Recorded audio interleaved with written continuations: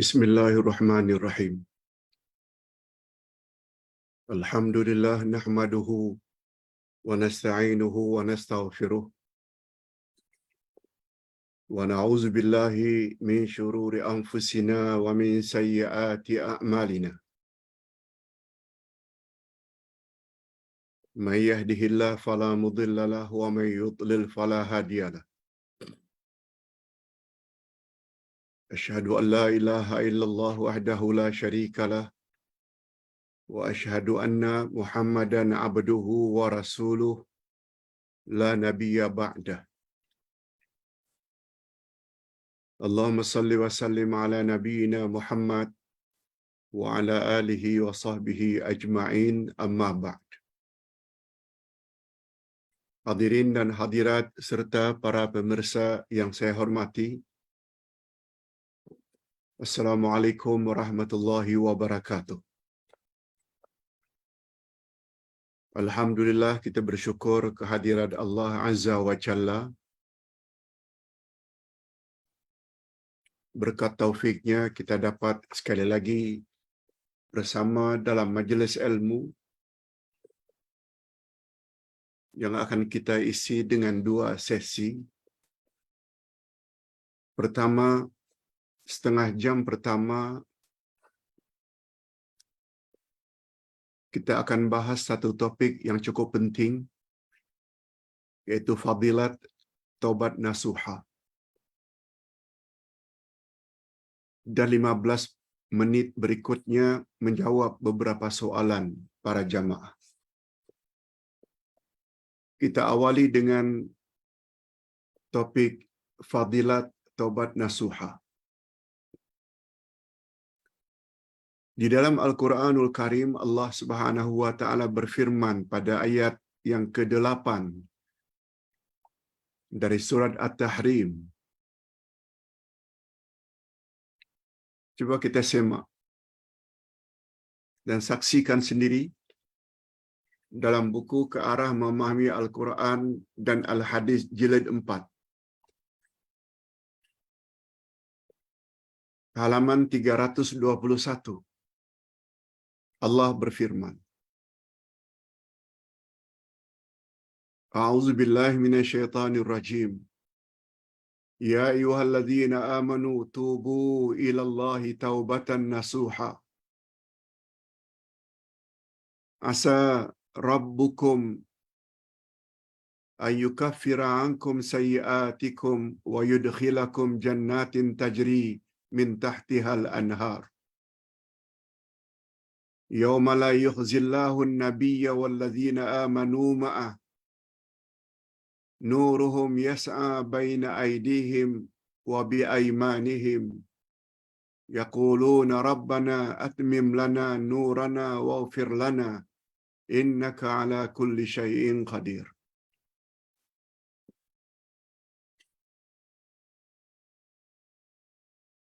Kita terjemahkan dulu dengan terjemah harfiah.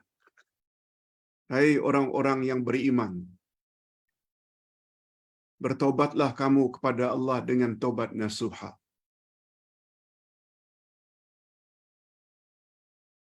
Mudah-mudahan dengan tobat tersebut Allah akan menghapus dosa-dosamu, kesalahan-kesalahanmu, dan memasukkan kamu ke dalam syurga. Coba lihat fadilat tobat. Bukan saja dosa-dosa dihapuskan, kesalahan-kesalahan dihapuskan, juga orang tobat layak masuk syurga.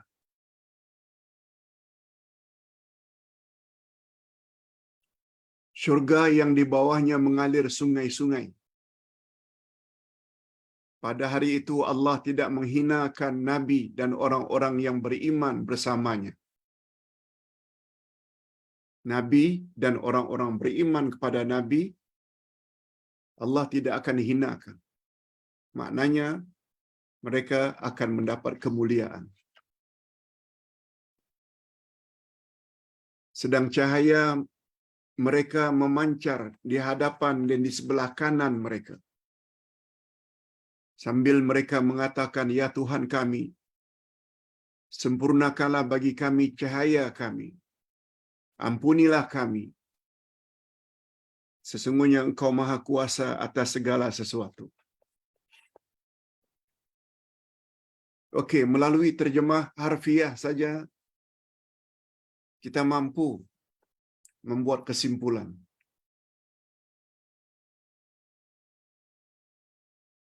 tentang fadilat taubat nasuha. Ini belum lagi kalau kita belajar terjemah maknawiyah atau tafsirannya. Okey.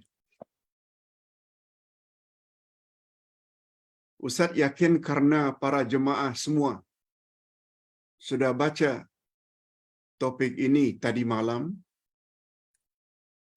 atau tadi pagi sebelum atau sesudah subuh. Izinkan Ustaz untuk menjelaskan dengan cara bebas.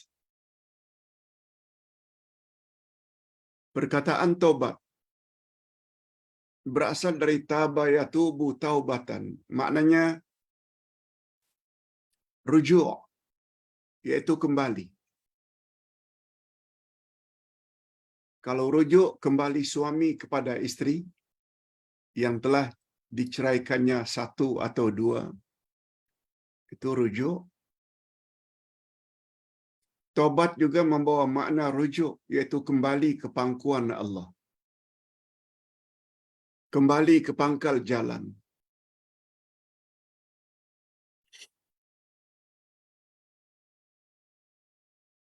Kita umat manusia, anak cucu Adam kan tempat asal kita syurga.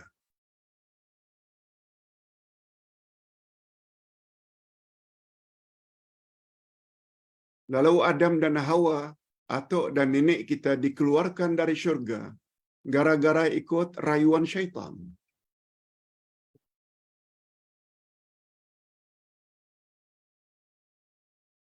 Itu maksudnya kembali kepada asal, iaitu syurga, dengan bertobat. Orang tobat macam orang yang tidak ada dosa sama sekali. Itu makna tobat. Nasuha maknanya ikhlas. Syarat tobat nasuha ada 3.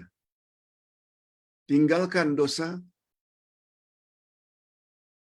serta-merta. Yang kedua, sesali. Dulu kita lakukan karena jahil atau karena terlalu ikut rayuan syaitan. Dan yang ketiga, berazam untuk tidak mengulanginya lagi pada masa hadapan. Itu syarat mutlak. Baru namanya taubat nasuha. Bila terulang lagi, taubat lagi.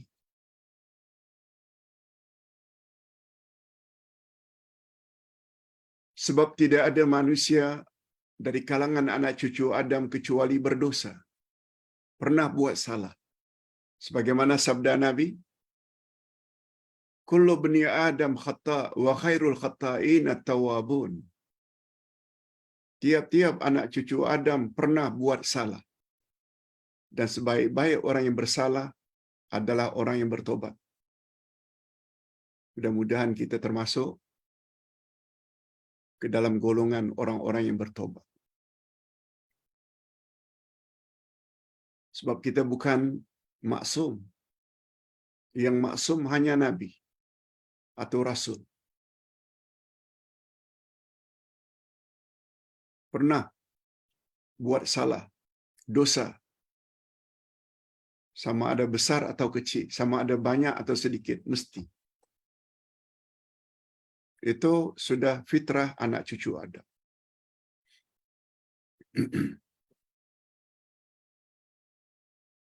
Hanya saja satu hal yang perlu diingat. Yang namanya dosa bukan hanya melanggar larangan Allah.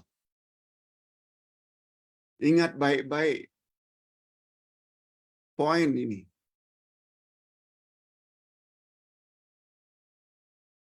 Yang namanya dosa bukan larangan-larangan Allah yang kita langgar. Allah larang berjudi, kita berjudi. Allah larang berzina, kita berzina. Allah larang rasuah, kita rasuah. Allah larang minum arak, kita minum arak. Dosa bukan sekedar melanggar larangan Allah. Juga adalah dosa bila perintah Allah tidak kita lakukan. Allah suruh salat, kita tidak salat. Allah suruh puasa tanpa uzur, kita tak puasa. Allah suruh tutup aurat, kita dedah aurat di khalayak ramai. Itu juga dosa. Dah cukup nisab dan haul. Wajib keluarkan zakat, kita tak mau keluarkan zakat. Dah mampu naik haji dan umrah, kita tidak mau naik umrah atau pergi haji. Dosa.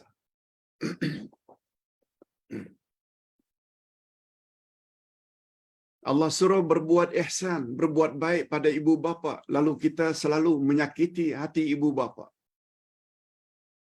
Juga adalah dosa. Malahan, kata para ulama, tidak buat suruhan dosanya lebih besar daripada melanggar larangan Allah.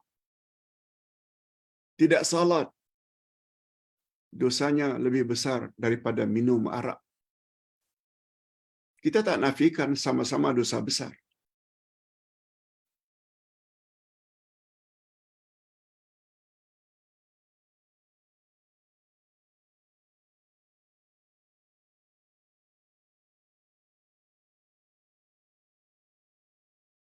Durhaka kepada mak bapa, tidak menyenangkan hati mak bapa, dosanya lebih besar daripada berzina, minum arak, berjudi.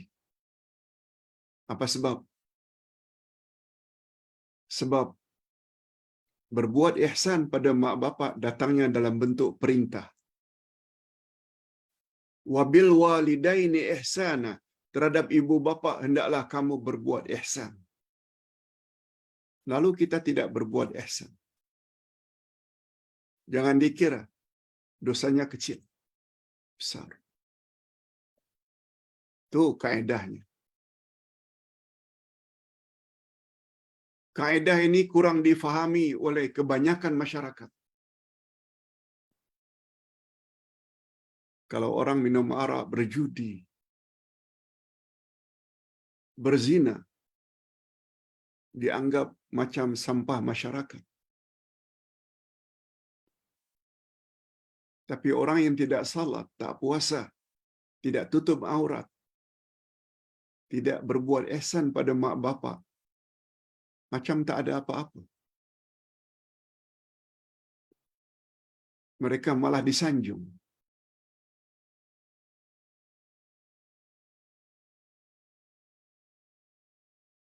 Orang-orang yang makan rasuah malah disanjung dan disokong.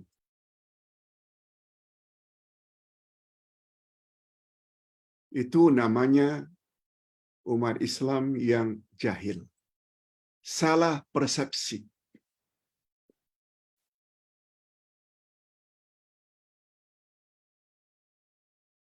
Ini poin penting.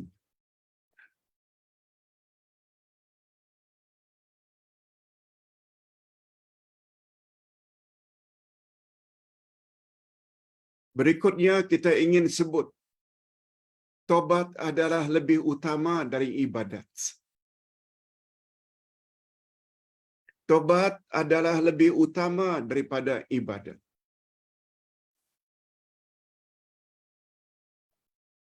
Walaupun ibadat itu adalah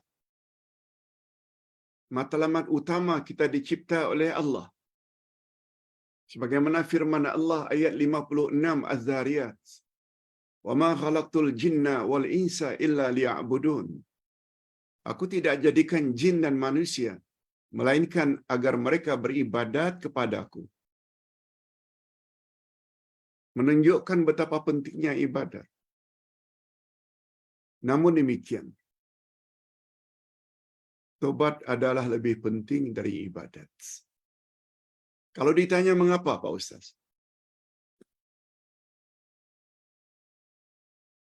Kalau ditanya mengapa, Pak Ustaz, tobat hendaklah didahulukan daripada ibadat. Pertama, ada beberapa dosa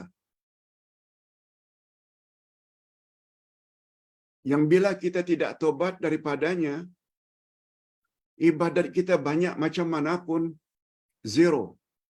Tidak ada value, tidak ada nilai di sisi Allah. Contoh syirik. Sebab Allah berfirman dalam surat Az-Zumar ayat 65, la in asyrakta la yahbatanna amaluk. Bila kamu terlibat syirik, hancur musnah seluruh amal saleh kamu. Ya. Salat bukan main rajin, tekun. Bukan hanya salat fardu, qabliyah, ba'diyah, duha, tahajud, witir. Masih lagi percaya ramalan bomo.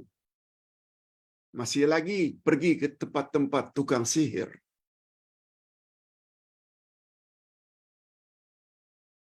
Semua itu adalah syirik. Pergi ke kuburan-kuburan wali-wali, keramat-keramat, minta-minta. Semua itu adalah syirik. Hancur salatnya, puasanya, umrah dan haji berkali-kali. Zero. Ini sebabnya tobat lebih penting daripada ibadat. Tanpa menafikan ibadat juga penting. Contoh lain, sabda Nabi, innal hasada ya'kulul hasanati kama ta'kulun narul hataba.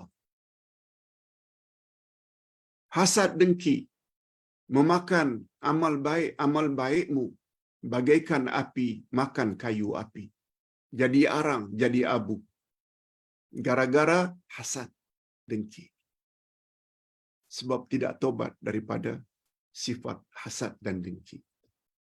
Cukuplah itu beberapa contoh. Tobat hendaklah didahulukan daripada ibadat.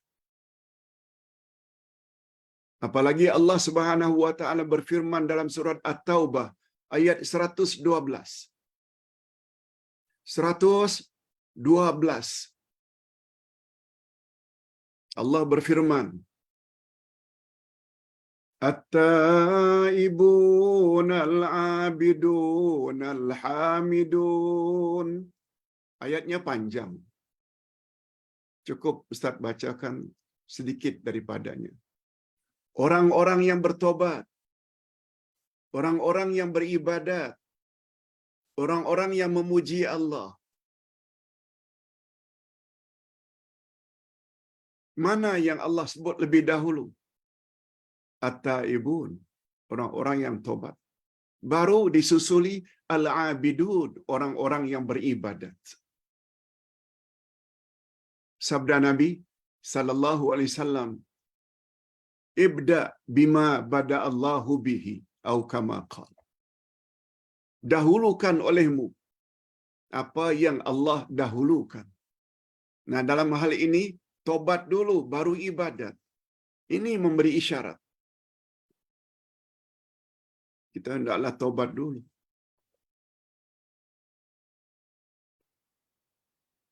Sebab selain syarat, selain sebabnya kita sebut tadi, gara-gara ada dosa-dosa tertentu, dia boleh mengakibatkan ibadat kita ditolak.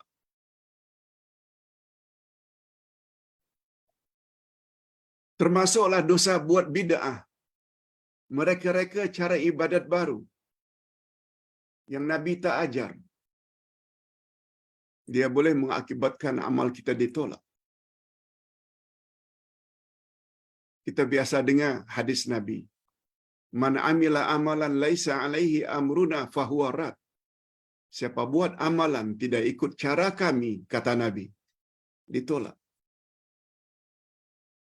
Beribadat tidak ikut cara Nabi, bermakna kita telah buat bid'ah.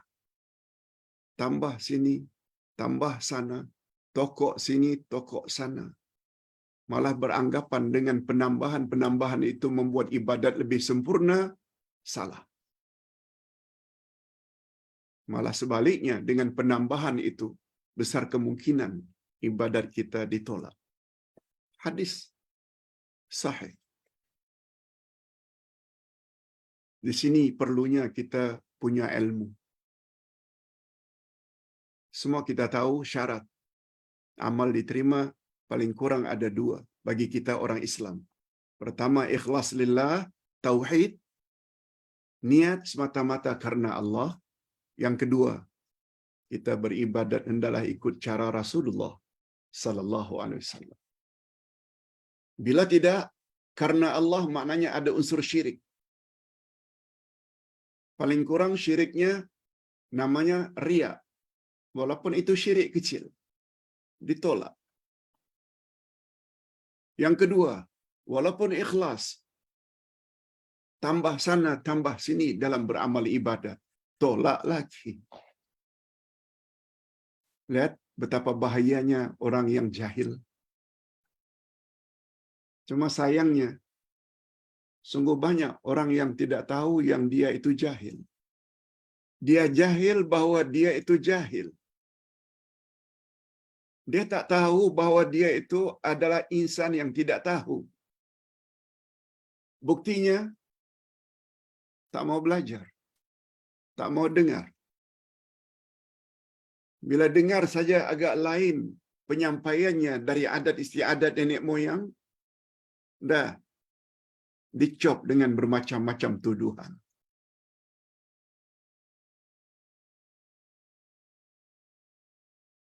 Itu sebabnya pendakwah yang faham, dia tidak cepat serik. Dia tidak akan cepat give up, menyerah. No. Yang penting saya ingin sampaikan kebenaran. Allah kata, Rasul kata. Kamu percaya, alhamdulillah. Kamu tak mau percaya, tanggung sendiri. Saya sebagai pendakwah, tugas saya selesai. Allahu Akbar. Setelah kita bawa ayat Quran 112 surat At-Taubah, Allah sebut tobat dulu baru ibadat. Atas dasar ayat itulah maka para ulama buat satu kaedah atau formula. Bagus juga kalau Ustaz beritahu di sini. Formula itu. Singkat saja. At-takhliyah muqaddamatun ala tahliyah. At-takhliyah membersihkan diri hendaklah didahulukan daripada menghias diri. Mudah saja. Ibu-ibu dan bapa-bapa sekalian, para pemirsa, semua kita sudah mandi. Minta maaf kalau ada yang belum mandi.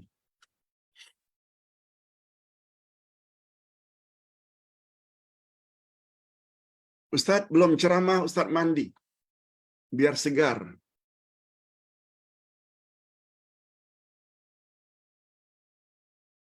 Sudah lapkan badan, mandi, bersihkan diri, buang air besar, kecil, gosok badan dengan sabun, shampoo, rambut, janggut. Itu namanya membersihkan diri. Hendaklah didahulukan daripada menghias diri. Baru kemudian memakai pakaian yang selayaknya.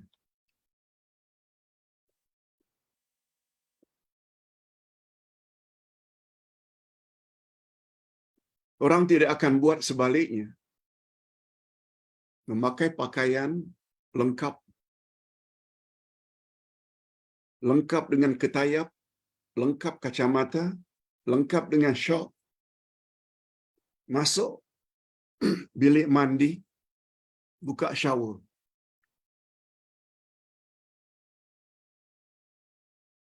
Itu maknanya dia telah menghias dirinya lebih dahulu, baru ingin membersihkan diri. Dah terbalik. Itu orang gila namanya. Itu namanya orang gila. Orang yang waras, dia akan bersihkan diri dulu, dilap, kemudian baru menghias diri. Nah, kedudukan tobat adalah membersihkan diri. Sebagaimana sabda Nabi.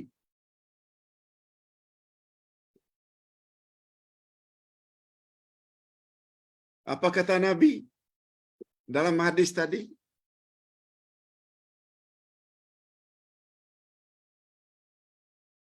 At-taibu minaz zambi kaman la zambalah. Apa kata Nabi? Orang yang bertobat daripada dosa bagaikan orang yang tidak ada dosa. Maknanya bersih. Itu tobat. Itu peranan tobat. Kemudian barulah dia ambil wudu, berpakaian lengkap menghadap kiblat. Itu namanya ibadat. Salat tahajud ke, duha ke, witir ke, itu namanya dia menghias diri. Sebab semua ibadat itu dia akan perolehi nanti di akhirat. Itu namanya menghias diri. Ustaz yakin kita faham kaedah itu. Membersihkan diri hendaklah didahulukan dari menghias diri. Maknanya kita hendaklah tobat dulu, baru ibadat. Yes. Kita teruskan. Setelah tadi kita sebut, wahai orang-orang yang beriman, itu panggilan kasih sayang Allah kepada manusia yang beriman. Kita pernah sebut, ya ayyuhalladzina amanu disebut oleh Allah 89 kali dalam Al-Quran. Karena Allah sayang pada orang beriman. Lalu Allah suruh, bertobatlah kamu dengan tobat nasuha. Kita dah sebut makna tobat nasuha. Apa fadilatnya? Asa rabbukum ayyukaffira ankum sayyiatikum wa yudkhilakum jannatin tajri min tahtihal anhar. Niscaya Allah akan hapus dosa-dosamu dan Allah akan masukkan kamu ke dalam syurga. Allahumma ja'alna minhum. Ya Allah, masukkanlah kami ke dalam golongan ini. Syurga yang di dalamnya mengalir sungai-sungai. Di dalam syurga atau pada hari kiamat, Allah tidak hinakan Nabi dan orang-orang beriman pada Nabi. Yauma la yukhzillahu an-nabi walladzina amanu ma'ah. Jadi yang Allah tidak hina di akhirat nanti, para nabi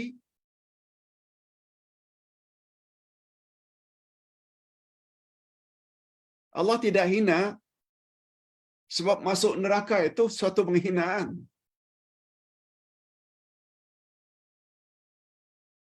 Dibelasah, dibakar, disuruh minum nanah, disuruh minum darah. Penghinaan. Tapi Nabi tidak. Kita yang bukan Nabi, ada peluang ke Pak Ustaz? Ada. Walladzina ma'ahu, walladzina amanu ma'ah. Orang yang beriman bersama Nabi. Di sini menunjukkan betapa perlunya kita ikut sunnah Nabi dalam hidup.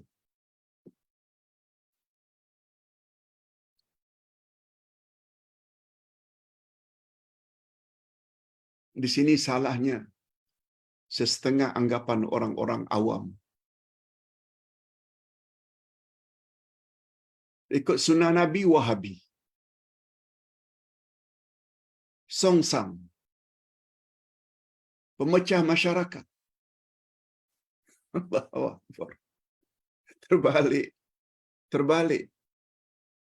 Mengapa jadi terbalik? Karena hatinya sudah mati. Kalau hati sudah mati, segala-galanya jadi terbalik. Yang sunnah dikatakan bid'ah, yang bid'ah dikatakan sunnah, yang hak dikatakan batil, yang batil dikatakan hak. Hidayah dikatakan dalalah, sesat. Dalalah, sesat dikatakan hidayah. Dia berpunca daripada hati. Itu sebabnya Ustaz ajar para jemaah, mari kita kembali pada Quran dan Sunnah. Hanya dua sumber ini yang dijamin tidak akan membawa kita kepada kesesatan. Aku tinggalkan dua pedoman untukmu, wahai umat, selagi kamu berpegang teguh, kamu tidak akan sesat selama-lamanya, yaitu Quran dan Sunnahku. Pada hari itu Allah tidak hina Nabi dan orang-orang yang beriman bersama Nabi.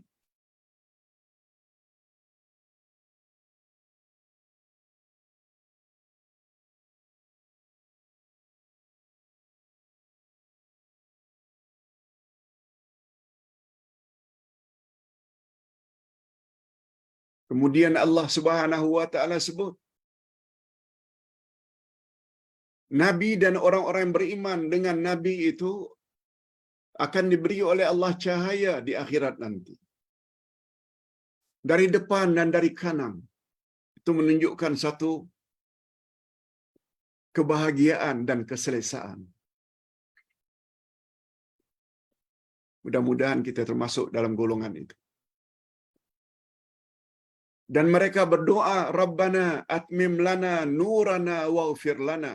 Oh Tuhan, sempurnakanlah cahaya untuk kami dan ampunkanlah dosa-dosa kami. Besar kecilnya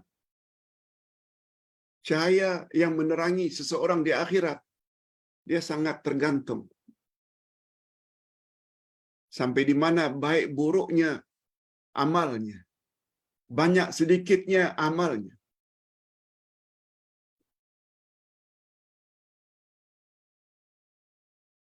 Amal yang paling menyebabkan cahaya terang benderang di akhirat nanti adalah ilmu. Kita tak nafikan amal saleh. Tapi amal saleh tak ke mana kalau kita beramal tanpa ilmu. Ilmu sebenarnya. Itu sebabnya kata Nabi, maaf, firman Allah dijelaskan oleh Nabi, siapa sungguh-sungguh pergi ke majlis ilmu, niscaya Allah permudahkan baginya jalan ke syurga. Lancar meniti siratal mustaqim. Berkat ilmu. Hadirin dan hadirat, serta para pemirsa yang saya hormati, ini dulu yang dapat Ustaz sampaikan tentang topik Fadilat Tobat Nasuha. Berikut ini lebih kurang 15 minit Ustaz akan isi dengan menjawab beberapa pertanyaan.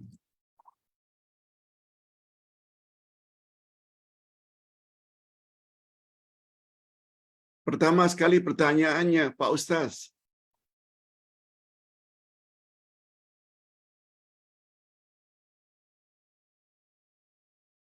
saya akan berangkat ke Sabah pada 18 hari bulan Julai. 2 minggu lagi. Akibat daripada pihak penerbangan AirAsia yang sering menukar-nukar waktu penerbangan.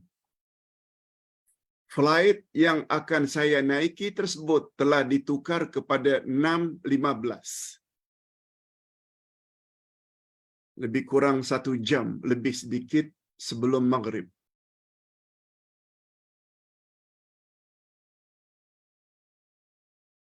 Asalnya 5:53 ditunda lebih kurang 20 minit, 6:15. Bagaimana dengan salat subuh saya, Ustaz?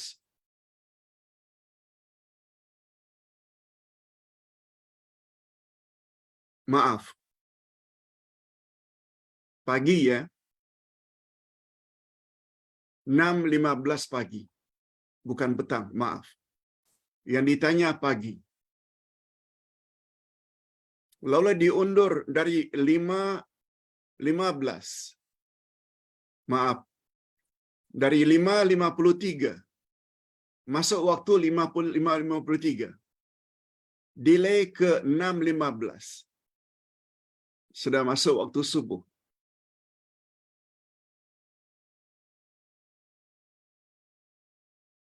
Bolehkah saya salat isyarat di dalam flight dan sesampainya di KK, Kota Kinabalu, saya terus buat salat subuh tersebut?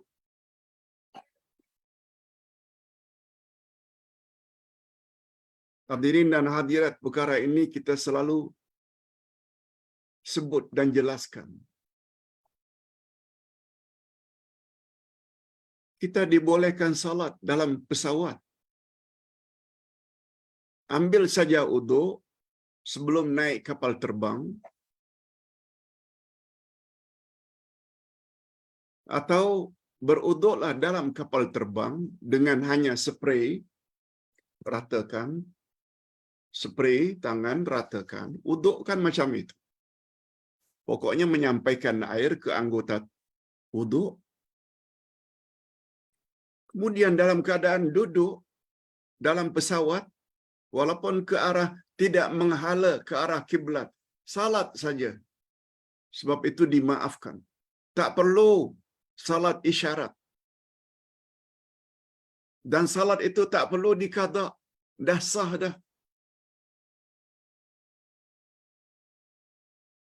Ingat selalu kaedah dalam agama, la yukallifullahu nafsan illa wus'aha.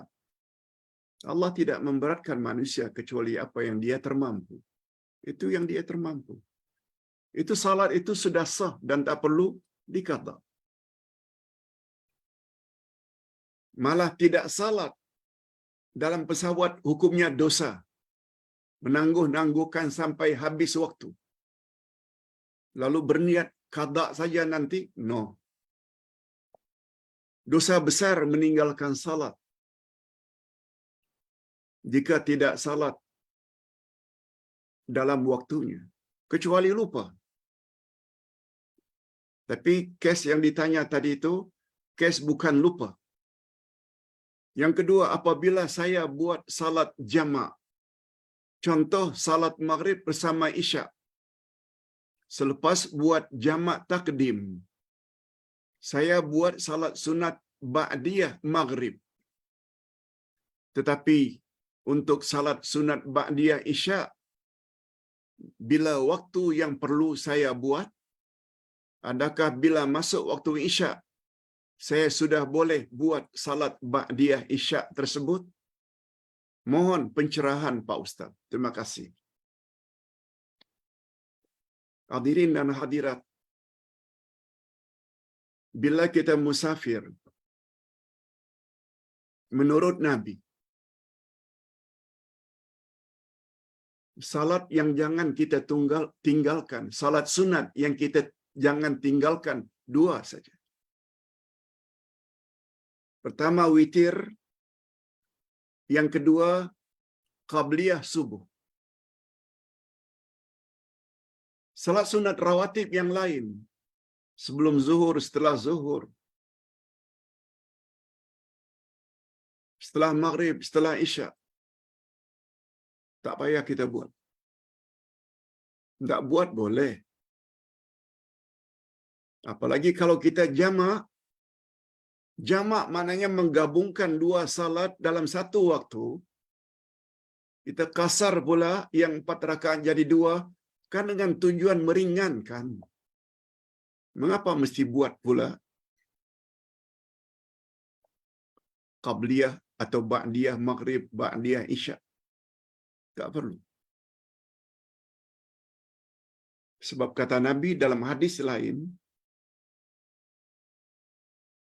bila seseorang sudah melakukan secara rutin rawatib sebelum musafir, dia tidak buat rawatib dalam musafir, dia tetap mendapat pahala. Sebab kata Nabi dalam hadis, siapa buat amal-amal sunat secara rutin,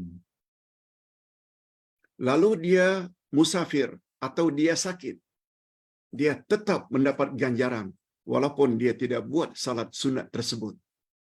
Yang mustahak kita buat secara rutin atau istiqamah. Allahu Akbar. Coba lihat cantiknya Islam kalau ada ilmu. Hanya saja pertanyaan minggu lalu, bagaimana Ustaz bila kita jamak maghrib dan isya? Kita ingin buat witir, sedangkan kita buat jamak takdim, maghrib, kemudian isya, belum lagi masuk waktu isya. Jamak boleh. Malah habis salat isya, baru jam 8. Belum masuk waktu isya. Jam 8, sudah selesai maghrib isya. Jam 8 kita boleh buat witir.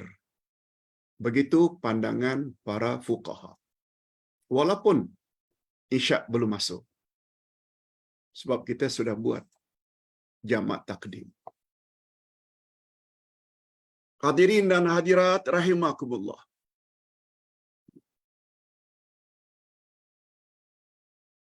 Pertanyaan berikutnya. Pak Ustaz, saya ada ikuti YouTube di antara ustaz-ustaz sunnah. Bagus.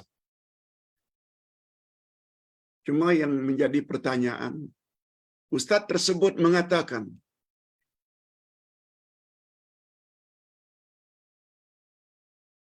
untuk salat jenazah tidak perlu wuduk karena ibadat salat jenazah itu adalah doa kepada si mati. Betulkah pendapat tersebut, Pak Ustaz? Mohon pencerahan. Sebenarnya Ustaz sudah jawab kepada yang bertanya. Tapi Ustaz yakin para jemaah sekalian, para pemirsa juga perlu tahu. Jawaban Ustaz begini, secara pribadi kepada yang bertanya. Menurut jumhur, majoriti ulama Ahlus Sunnah wal Jamaah, salat jenazah tidak sah tanpa wuduk. Maknanya mesti berwuduk. Namanya pun salat. Kecuali ada satu ulama Ahlus Sunnah yang namanya Imam Sya'bi mengatakan sah salat jenazah tanpa wuduk. Tapi pendapat itu dinilai sebagai pendapat yang syaz. Syaz maknanya ganjil, aneh. Bukan itu saja. Tahu tak pendapat siapa?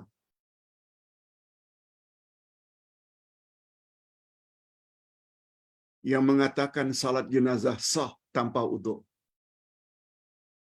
Jawabnya pendapat Syiah. Syiah kata salat jenazah tak payah wuduk.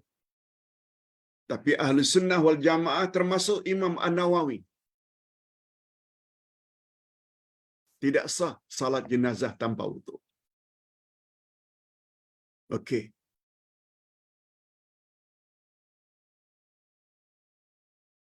Pak Ustaz, kita tambah satu lagi.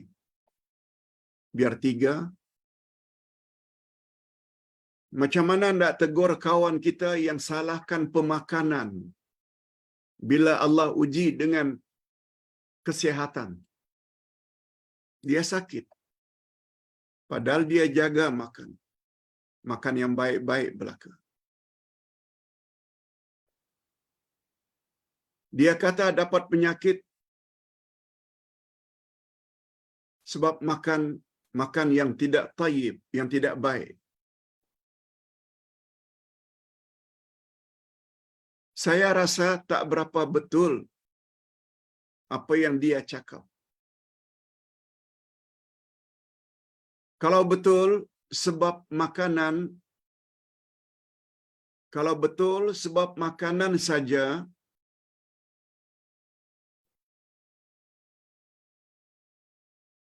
kita dapat penyakit, kenapa para ustaz juga ada yang sakit?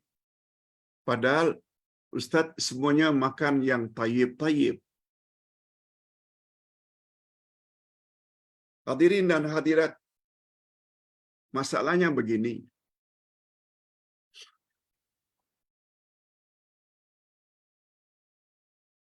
Memang ada nasihat para dietitian, pakar pemakanan.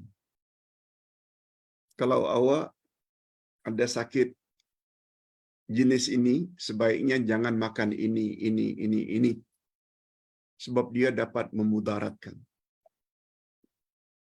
Kalau awak ada kolesterol, jangan makan makanan yang berminyak, yang berlemak.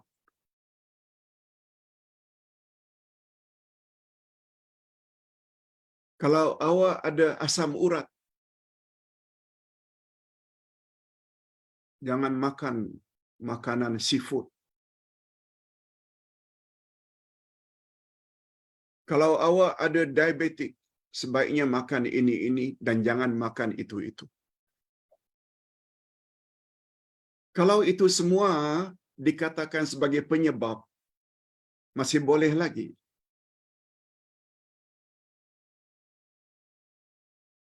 Sebagaimana sebaliknya, yang menyembuhkan penyakit kita adalah Allah, bukan obat. Tapi obat itu hanya sekedar penyebab kita jadi sembuh.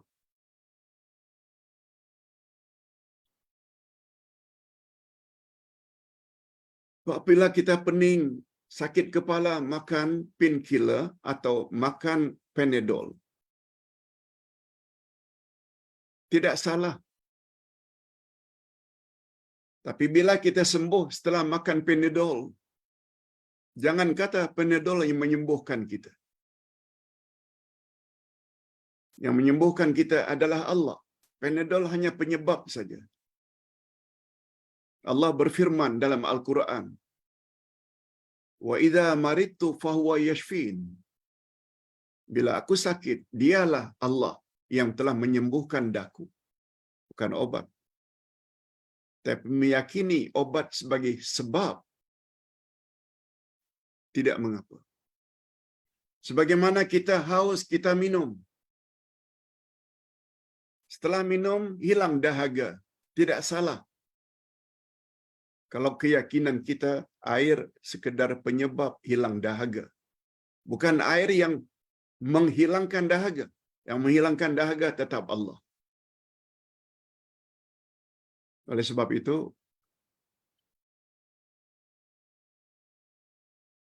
apabila seseorang mengatakan makanan itulah yang membuat saya sakit, itu salah. Yang membuat kita sakit ini adalah Allah. Pemakanan itu hanya penyebab saja. Ringkasnya, selagi kita anggap benda-benda tersebut sebagai penyebab, masih tidak salah. Walaupun makanan itu kita anggap sebagai makanan tayyibah, makanan yang baik-baik. Itu menurut penilaian kita. apabila datangnya sakit itu bukan semestinya yang kita makan itu. Berapa banyak orang-orang yang apabila beli sayur mayur atau buah-buahan dicuci berkali-kali dengan air basuhan beras kadang-kadang supaya hilang kuman-kuman, namun berpenyakit juga. Jadi penyakit itu atau kesembuhan itu datangnya daripada Allah, sedangkan segala sesuatu itu sebagai penyebab. Kalau hanya sekedar katakan sesuatu sebagai penyebab, tidak ada salahnya insya-Allah. Tapi tetap yang menyembuhkan dan memberi penyakit itu adalah Allah Subhanahu wa taala. Itu dulu yang dapat Ustaz sampaikan pada pagi ini. Mudah-mudahan ada manfaatnya. Kita jumpa sekali lagi esok insya-Allah, kuliah pagi jam 10 dan kuliah jam 5.30 petang. Dan Sabtu insya-Allah Ustaz akan berangkat ke Batam. Kita sambung insya-Allah kelas hari Ahad dan hari Isnin itu di Batam. Dan Selasa kita cuti. Sebab hari itu Ustaz akan balik dari Batam ke Malaysia. Kita akhiri dengan doa. Alhamdulillahirabbil alamin. Wassalatu wassalamu ala asyrafil anbiya'i wal mursalin wa ala alihi wa sahbihi ajma'in. Rabbana zidna ilman nafi'a wa rizqan thayyiba wa amalan mutaqabbala. Ya Allah, tambahlah kepada kami. Ya Allah, tambahkanlah kepada kami ilmu yang bermanfaat, rezeki yang baik-baik dan amal yang diterima. Allahumma inna na'udzubika minal hammi wal hazan wa na'udzubika minal ajzi wal kasal wa na'udzubika minal jubni wal bukhli wa na'udzubika min ghalabatid daini wa qahrir rijal. Ya Allah, kami mohon dilindungi daripada rasa gundah, sedih. Kami juga mohon, ya Allah, daripada sifat lemah dan lesu, bodoh, jahil. Wa na'udzubika min an nuradda ila arzalil umur. Dan kami juga mohon dilindungi daripada pikun atau nyanyuk. Allahumma akhtim lana bi husnil khatimah wa la takhtim alaina bi su'il khatimah. Ya Allah, akhirilah hidup kami dengan akhir yang baik dan jangan Engkau akhiri dengan akhir yang tidak baik. Ya Allah, berilah kami taufik-Mu untuk tergerak hati segera bertobat kepadamu, terutama terhadap dosa-dosa besar. Mudah-mudahan kami termasuk ke dalam golongan sebagaimana yang digambarkan oleh Nabi, barang siapa yang bertobat dari dosa-dosanya, dia bagaikan orang yang tidak berdosa. Pagi ini kami baru tahu, ya Allah, bahwa tobat hendaklah didahulukan daripada ibadat. Oleh sebab itu, berilah kami dorongan, ya Allah, untuk segera tobat dan memenuhi syarat-syarat tobat. Dan terimalah tobat kami. Dan pada masa yang sama, ya Allah, perkuatkanlah kami untuk beribadat sebagai bekal kami di akhirat nanti. Wa sallallahu ala nabiyyina Muhammad wa ala alihi wa sahbihi ajma'in. Subhana rabbika rabbil izzati amma yasifun. Wa salamun alal mursalin. Walhamdulillah rabbil alamin. Subhanakallahumma wa bihamdik. Asyhadu an la ilaha illa anta astaghfiruka wa atubu ilaik. Assalamualaikum warahmatullahi wabarakatuh.